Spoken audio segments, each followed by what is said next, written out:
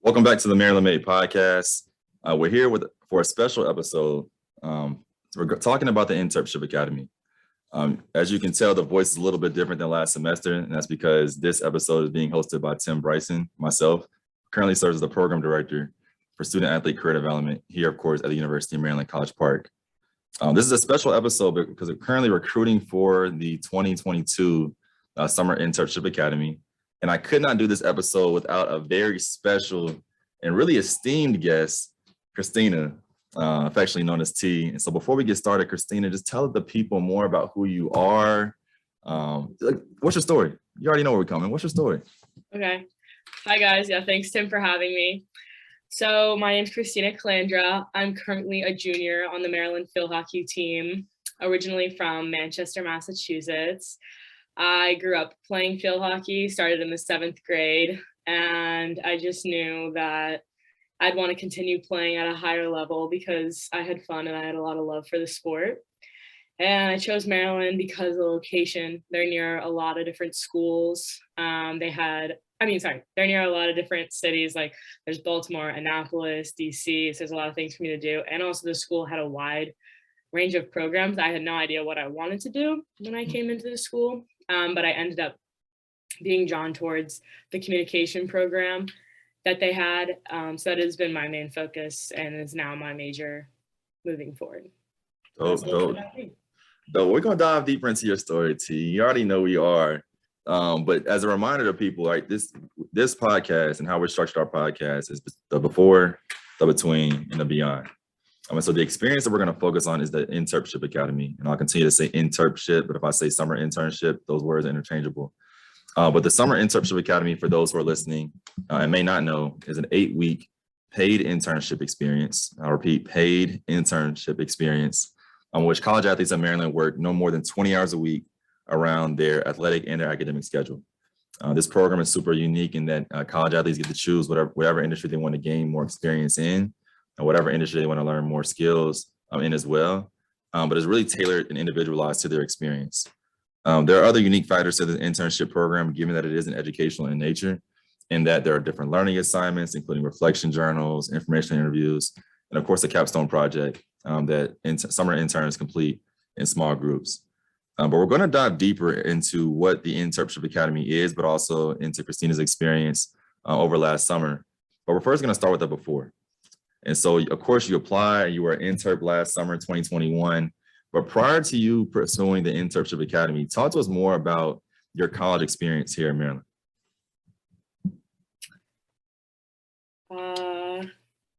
What specifically about my college experience? So you mentioned your major, right? Yeah. How'd you get to your major selection? Were you involved in anything? Did you think about career anyway? What were you doing, if anything? And if not, looking back, why not? Okay, so I got involved in the comm track because everyone around me always says I love to talk a lot and I'm good at communicating. So I kind of fell into it and I was like, oh yeah, I'm good at communicating, let's study communication. But it ended up being a lot more than that and a lot more in depth than that. And I kind of fell in love with the theory part of communication and figuring out what is effective communication, how do we communicate effectively, why do we sometimes misinterpret communication, different media of communication, so in person versus text message, email, speeches, how those all differ, how we can interpret all of those differently and why we interpret them differently. So I've kind of fallen in love with those kinds of courses and studying that at Maryland. And on top of that, I have a big love for technology and using technology to communicate and how that's impacted our world. So I kind of combined the two, and that's kind of what led me to InTERP and my time with them. But so you applied, your sophomore year, second year. Mm-hmm. Year 1 and year 2, did you hear anything about InTERP? Did you know about an internship? So my freshman year, I heard about it, but I was like, nah, because we just had COVID hit and I was kind of, honestly, it was not the best time. I was not having a good time.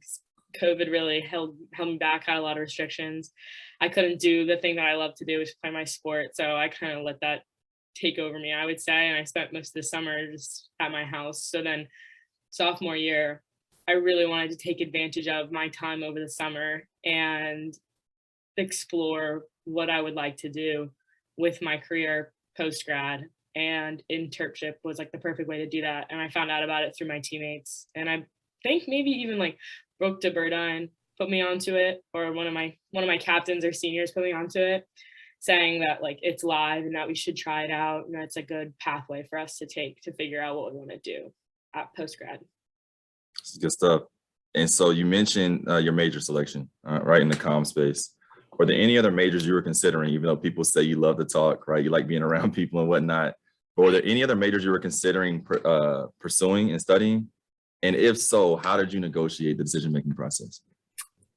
Honestly, no. I didn't even really debate any other majors, and I probably should have. But I just kind of, once after my second year, not my second year, my second semester, my first semester, everyone has to take Comm 107, which is that speech class. Teaches you like basics of public speaking, and I really liked that, even though it was an 8 a.m. Hold on, real quick. Hold on. What did everyone debate? Student athletes getting paid in that class?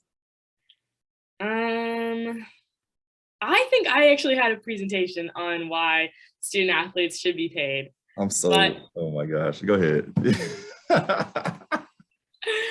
But that was the only speech that I gave. There were other speeches like how to give a speech at a celebratory event, how to give an informational speech, how to give a persuasive speech.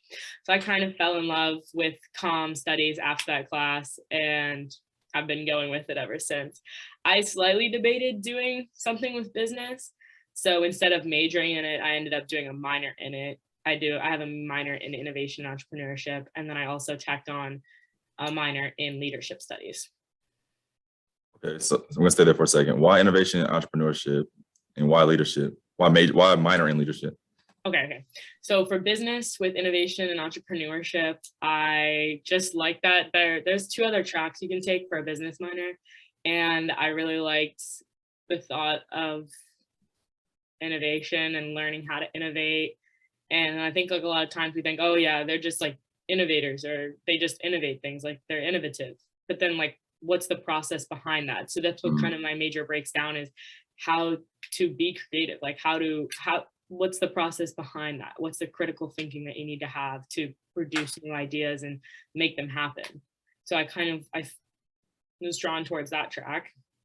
And then with leadership, I just feel like it's always a good idea to have a leadership course, because I feel like in that course, we study the common tropes of leadership and how a lot of people think that there are natural leaders, and you could be a natural leader, but it's always good to fuel natural talent with hard work. So let's say you are a natural leader, that's great, but then, you have to add to that. You have to study, you have to want to learn what are some new ways to add to your leadership, what's cutting edge with that, what's new techniques that you could apply to your group or your organization. So it's been interesting with that course, learning about those new things, which is why I like the leadership path as well. Yeah. It's your first podcast? Yeah. Is it really? Yeah. You just started a podcast, T. You're already dropping gems, yo. Like, what's the process behind it? Fuel natural talent with hard work? That's my next Instagram caption, yo. One more thing. With my leadership course right now, another thing that I liked about it is we do this, it's not necessarily like a capstone, but we call it social action project. So they give us a lot of freedom to kind of explore what we want to do in that course. It's not all set in stone. Have you already chosen yours? Yes, but I forget. I don't forget. Hold on. Let me give me a second. Can I look this up? Yeah, of course. Take your time. Let me see. I will say while you're pulling this up though, that Sophia, she's building out a new program, has built a new program, the Basic First Impact program. So I know you may or may not have heard about this yet. But it's a program that'll be launching in fall 22, applications dropping March 22, February 22, for second years, like sophomores who are undeclared and looking to explore like major selection. And so I'm asking, like, I keep asking, like, how'd you find your major? How'd you do that? Because a lot of times we hear like, well, I don't know what I want to do, or if I major in this, I got to do this the rest of my life, which is simply not true. Yeah. But Sophia's leading a program like Gossen, like InTERP, that's going to help second years really clarify that process for them. Okay, so with my social action plan is going to be not attacking, that's probably not the right word to use with this, but my social action plan is going to be focusing on gender-based violence, because I feel like in the fall, we heard a lot about gender-based violence on our campus, and I thought it'd be a good idea for me to broach the subject and learn more about what's happening around the community. So in doing so, we had to do like a change agent interview, and we had to research local campus resources and nationwide or state resources as well, and then put together something that we would want to add to that. So for mine, I believe I said I want to get, so the two credits is what I did in the fall, and then this is part of the one credit that I'm doing in the spring. So with the one credit in the spring, I'm going to enact my social action change plan. And so I'm going to try and get involved with the CARE office. Yep. And there's a program where you can become a violence intervention ambassador. And it's 10 3-hour trainings that help me recognize, respond to, and prevent power-based violence on campus. So I'm going to try and do that. And then also try and do a product drive for there's a SAFE program in Hartford Memorial Hospital, and I interviewed one of the nurses there. And I mean, I can forward you the interview, but it was insanely eye-opening. She was a really good contact to have and really solidified my want to do this as my social action plan. See, one, make sure you hit wall with the CARE office, but then two, make sure I have a container in my office for that drive that you're doing, product drive. Okay. Let's make that happen. Which takes us to the between, because we just talked about a little bit about your story, a lot about major selection, and honestly what you're learning in your courses, both your majors and your minor curriculum. But the the Internship Academy is a learning experience. And I hope I was very clear about that in the application process and orientation process. Like, we're here, this is an educational experience. Yep. And so we're going to start with just the beginning of the process in itself, right? Brooke and then put you on, shout out to Brooke, put you on the process, but talk to the people and talk to the community about like what the application process and interview process was like for intern, because I feel like people are scared, but I don't think it's that scary. I don't think so. But talk to us. So for me, I believe I had to do a application on Google Forms, and then also submit my resume in an email to either maybe you or Risa. I don't remember exactly who I submitted it to, but did that. And then from there you get chosen to do a video interview. So then that was the next step. That was short. That was with one of the interns I think that we had in the office. Right, Megan. Yep, I interviewed with Megan. She was really sweet. It was a super casual interview. There's no tough questions, so no need to be nervous about that. And then after that, when I was chosen, then I had a couple chats with you about where I wanted to go and what program I wanted to do for my intern. But I ended up at First Touch, which was a great choice because it opened a lot of doors for me. And Topher was a really good, really good mentor for me, really good teacher. He helped me learn a lot of things, and he was always there for me along the way, which I really appreciated. And then alongside that, working with Topher at First Touch and meeting with him, then we would have, was it like weekly meetings? We'd have weekly meetings with you where we discuss new topics like how to boost up your LinkedIn, how to reach out to people on LinkedIn.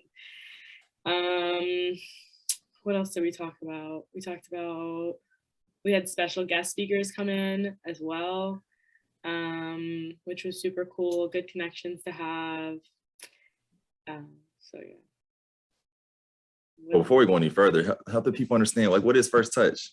Oh, okay. Give us give us the elevator. Okay, so First Touch is a digital media marketing company that has a location in DC and is also based out of Africa. And I helped them make LinkedIn content for the CFO, the World Bank of Africa. And I also did weekly and like daily learning sessions where I learned everything from like how to use a calendar to set up posts on social media, to how to work Canva, helped learn how to do that. I learned about how to, let's see, what was it? Optimize search engine results. I learned how to best utilize each social media platform. So what you use on some social media platforms isn't what you would use on others. Like you're not going to post a TikTok video to Facebook. So a lot of my content was focused on how to, and not, I guess not how to, but focused on figuring out what content will be best for which platform. And even on those platforms, how to promote posts, how to reach target and niche audiences, what was the best posting times, to use hashtags, how long should the captions be, things like that. So it was super beneficial because that's all what I do now. Exactly. But you did it all in 8 weeks. Yeah. Phenomenal, number one. Number two, before even starting the program, and especially before starting with First Touch, what did you expect? Or did you have any expectations, like from what you can remember almost a year ago? I remember being a little intimidated. Really? By going into the program. I thought, first of all, I thought Topher was going to be a little strict, or I don't know. Like Belle had worked with Topher as well, my teammate Belle, and she had been like, it's kind of like tasking, or not tasking, but you know, there was like a lot to do, and maybe it's because Belle ended up gearing more towards business and like the business side of things. So it wasn't really, her main focus wasn't learning like how to promote posts on Facebook. Like her main target might have been a little more on the business side. So I was a little nervous because I was like, oh, like it was my first internship. I had no idea what to expect. But it ended up being fine. I was nervous for no reason, you know? Everyone was just around to help me. So there was no reason to be nervous. That's real. And so we had orientation. I know I'm not going to quiz you on the provost or VPSA right now because I don't want you to get the question wrong. I know. Don't embarrass me. I'm not going to embarrass you. I'm not going to embarrass you. But shout out to Patty and Dr. Rice. Nevertheless, we did do, you mentioned the professional development sessions weekly. But one thing, informational interviews, of course, but one thing that you did not mention yet, you know where I'm going with this, is the weekly reflection. Oh, yeah. Thoughts, honest thoughts. Okay, so I actually like to journal. I find it like very therapeutic to write down my thoughts. And I've been journaling probably since high school. I like to journal at least like 3 to 2 times a week. So really? Yeah. Wow. Yeah, it's been like a big part of helping me grow, helping me like process things going on in my life or emotions. So having to do these weekly prompts and weekly journals for internship kind of fell right into what I like to do on like a regular basis. So I found it really helpful to reflect on what was going on in my workplace and this new environment, which I was so nervous for, which ended up being a super good experience. So I think it's interesting to go back and look at those and see in the beginning how I was a little more timid in writing about them and submitting them. And then towards the end, it became more of a natural like flow of thoughts and recounting my experiences. It's funny too, because I think I think I know I told y'all, like, I would never tell y'all to do something that have not done or wouldn't do with you. Yeah. And so I did an internship undergrad, and how the internship I did is very similar to how I've structured Interp now. Mm-hmm. Like I did a weekly reflections, which I found, I'm like, oh snap, I'm finding stuff I wrote back in like summer 2015 about my own experience. Ooh, okay. That summer is when I started my LinkedIn Mm-hmm. in the internship. We did information, like literally almost identical.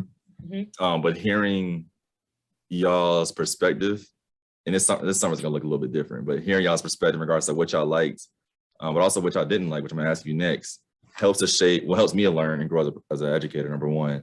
But then two, helps me to figure, okay, like how can we best center student athlete voice in co-construction in this experience? Which follows up with my next question. What is something you didn't like? What something you just did not like, period, honestly, but also something you didn't like in the moment, but then appreciate now? It could be the same thing. Oh boy. Something I didn't like, period. Tough question. If anything, go ahead.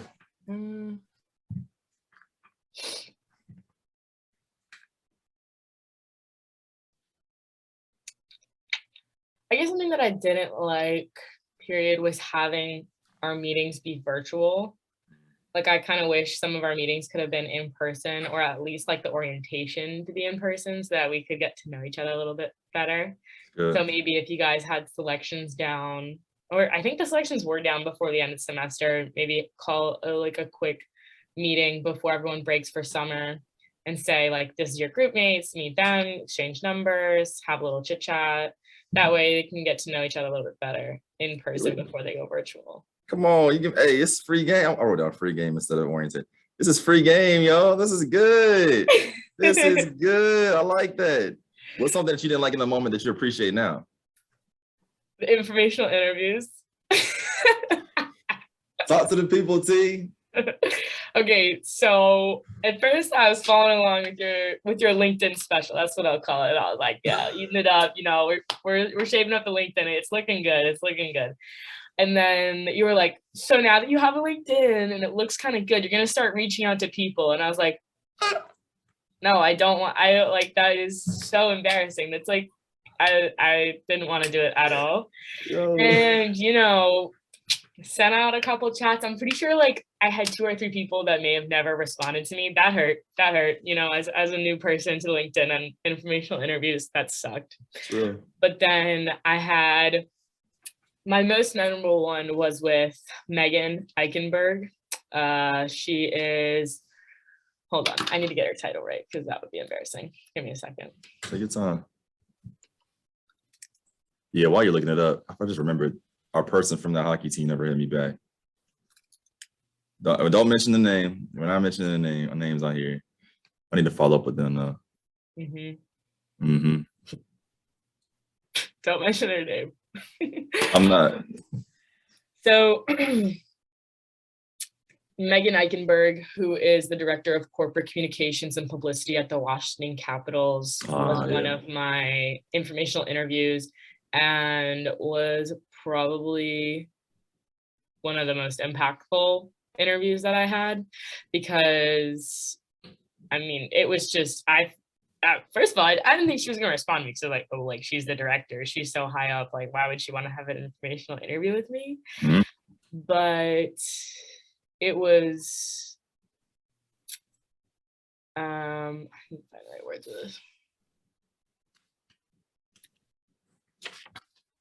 Having the opportunity to sit down with someone of her status and have an informational interview allowed me to understand the direction that I wanted to take my post-grad.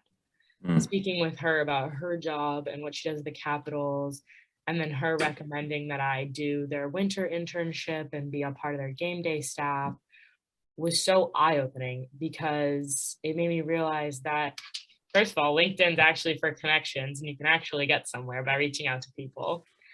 And then 2, that a lot of people are understanding of where you are in college and want to help you get to where you want to be. You just have to start asking for help. I feel like an informational interview is a little bit like asking for help. Being applied or internship is asking for help. It's recognizing that, yeah, I need a little bit of guidance here. And it's like, I guess asking for help is it's a super mature thing to do, because you understand that you can't do it all by yourself. Like, no way would I have reached out to Megan if I didn't do internship and you weren't there telling me to reach out to her, or had these questions that help me write these questions that I was going to ask her. That would have never happened if I didn't have help along the way. You ever see those billboards like the side like $4.95 or like $3.95? What do they say? Well, this one's gonna say whatever block quote you just said just now. We're gonna put a picture of you in gold. And that block quote is gonna be right there. I would have never reached out to Megan if I didn't do Intern. Yep. I love it. Before we move into the beyond, because I'm very, very excited to talk about that section, to talk with you during that section of this podcast, because you taking off, my friend. You taking off, yo. Mm-hmm. I got a couple questions for you. The first of which is, if you could go back and tell yourself one thing prior to Interp starting, knowing what you know now, what would you tell yourself?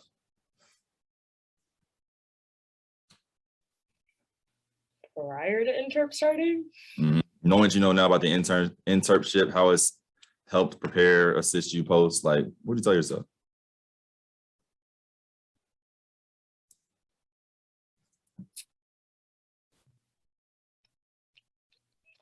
I would tell myself to value my connections and the support that I have around me. Straight to the point. I love it. What did you learn about yourself during the 8-week experience?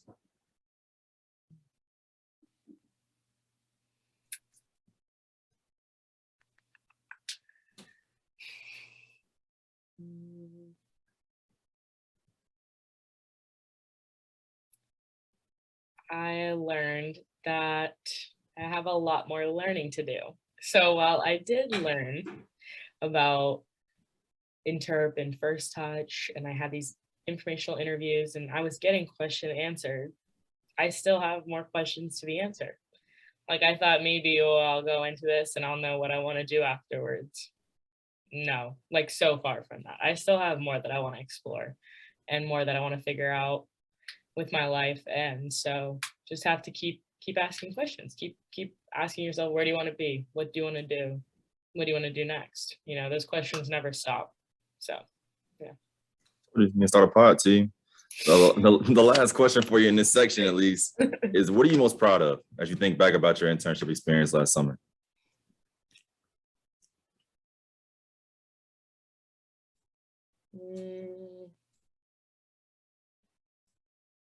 I would say I'm pretty proud about my capstone project and presenting that. Yeah. That's where we're going next, as we should. Beyond. Talk about the capstone first, like the project itself, y'all's topic. And then we'll start with how you've taken that project, how y'all have taken that project post-Interp and social action plan, right? I mean, literally a group social action plan project. But what was it? What was the topic? And how have you taken it beyond the InTERPship Academy? Okay, so my capstone project was about safety in College Park. And my group was made out of 2 other girls, Cam Henderson and Noelle Frost, and then Aura Burko on the football team. And we had this resounding realization that College Park didn't feel safe for us. And that's a problem, because we also felt like the campus was not providing us with ways to be safe, and the campus wasn't working close enough with the community to increase how safe College Park was.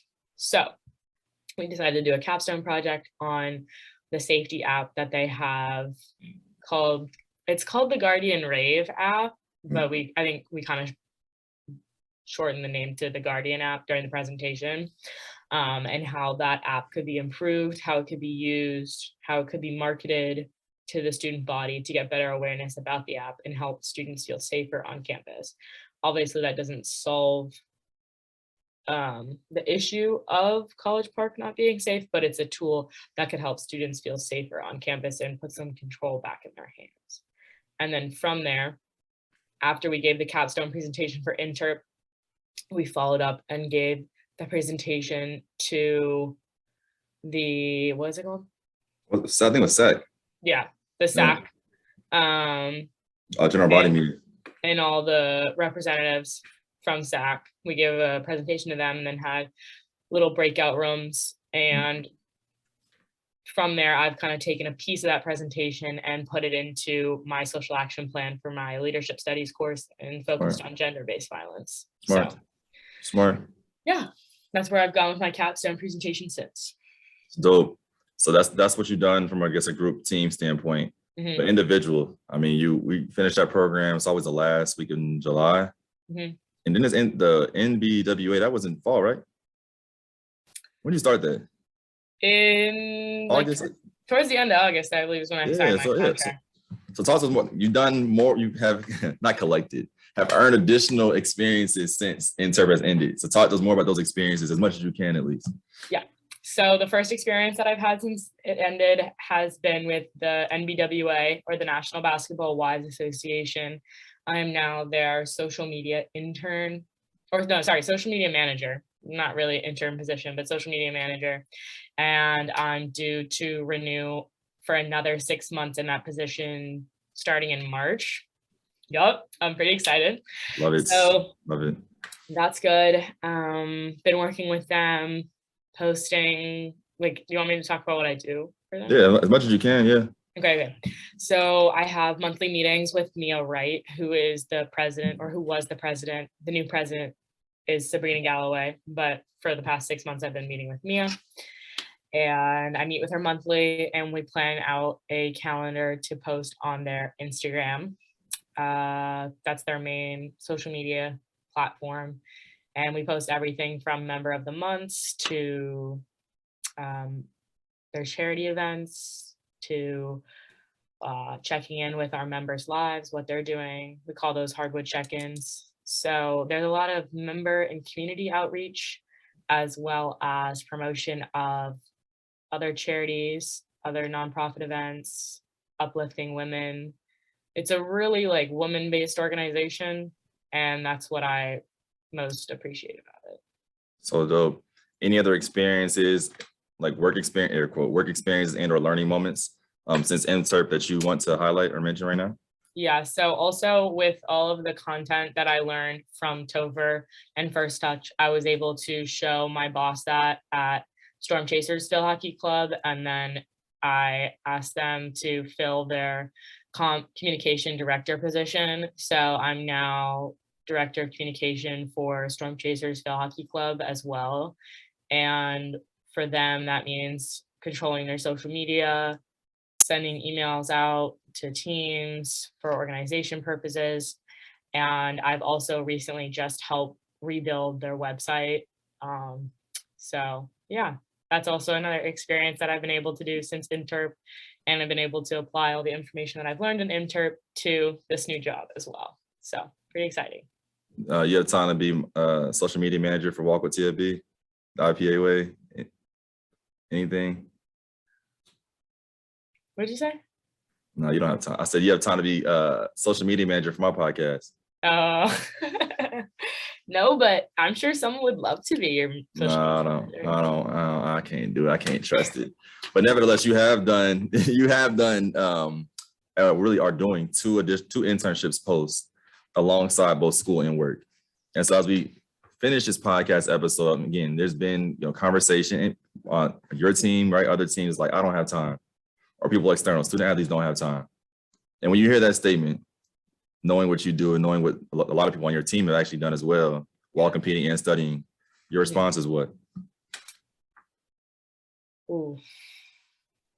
I would say the way that I can stay sane doing everything is to make time for self-care. That's been a huge part of my growth, and honestly, a lot of my meetings in sports psych for the past year have been focused around how I can make time for myself, how can I make time for self-care, because when you don't take care of yourself, then you end up, you can't be, I know we always say the best, but you can't be the best in whatever you do if you if you aren't setting yourself up for success. You know, when you're stressed, when you're tired, when you think you don't have time to go see your friends, then you're not performing the best that you can in other areas of your life.